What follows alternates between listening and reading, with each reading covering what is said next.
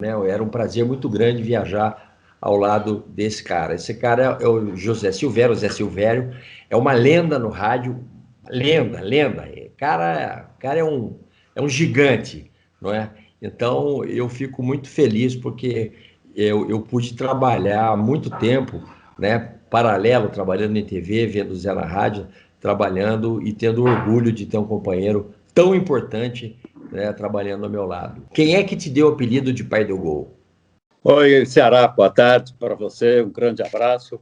Olha, o Pai do Gol foi uma história criada pelo Milton Neves, que gosta de fazer algumas criatividades, e mais do que criar para os outros, ele gosta de falar que criou para os outros. E o Milton Neves me botou essa alcunha, eu nem sei qual é o significado exato, mas é esse apelido, essa alcunha, esse título de o Pai do Gol.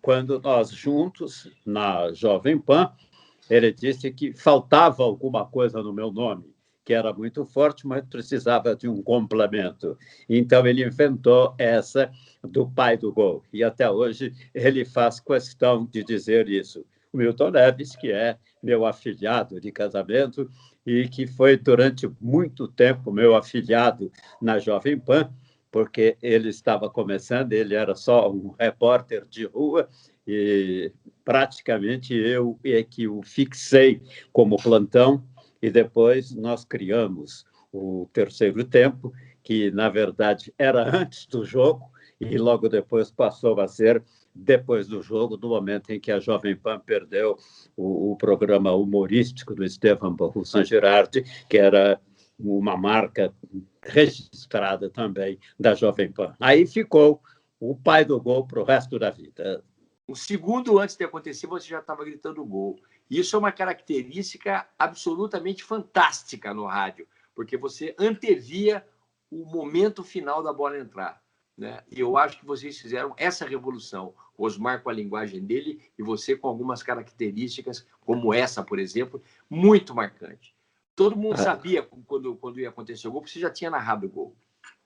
O Osmar tinha duas coisas espetaculares que eu não tive. Ele tinha uma voz espetacular e ele era um locutor muito criativo, muito jovem e realmente uma coisa muito agradável, muito diferente.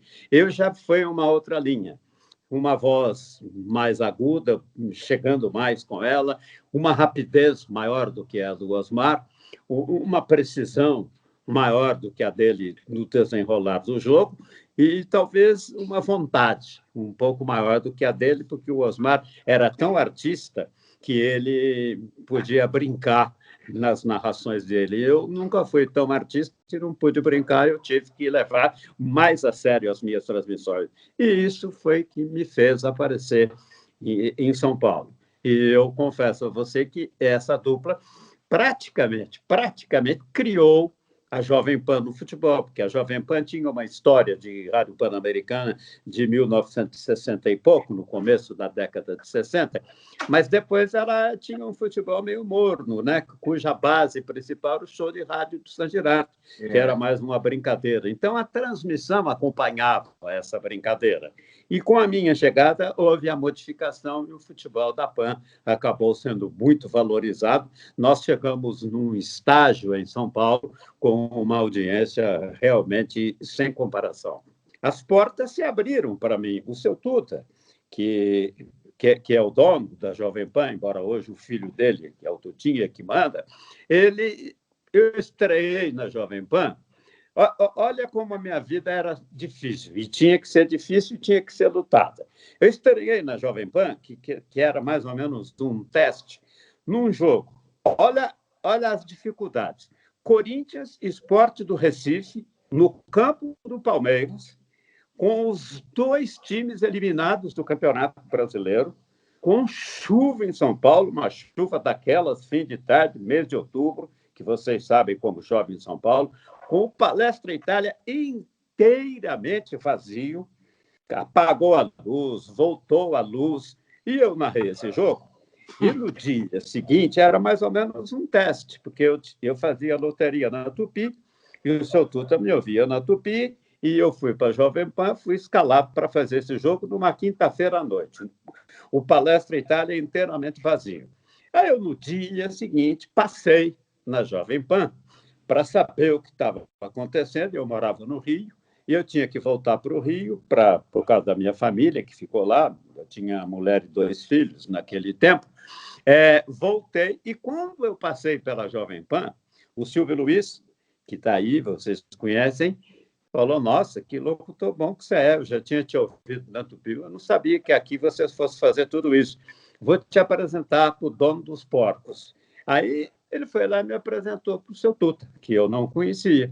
Eu tinha estado ligado na rádio dele sem conhecê-lo. Aí o seu Tuta disse: você é o locutor que estreou ontem? Puxa, mas é você, tão magrinho, tão pequenininho, tão coitadinho aí,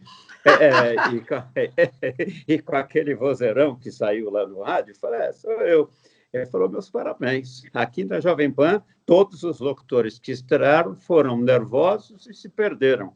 Você foi o melhor que estreou aqui. Se você for mesmo desse jeito, você vai ter um futuro enorme, porque eu que mando aqui, eu sou o dono dos porcos, ele reagiu assim, e eu garanto que você é muito bom. E aí eu fui contratado naquele dia, depois de ter narrado esse jogo.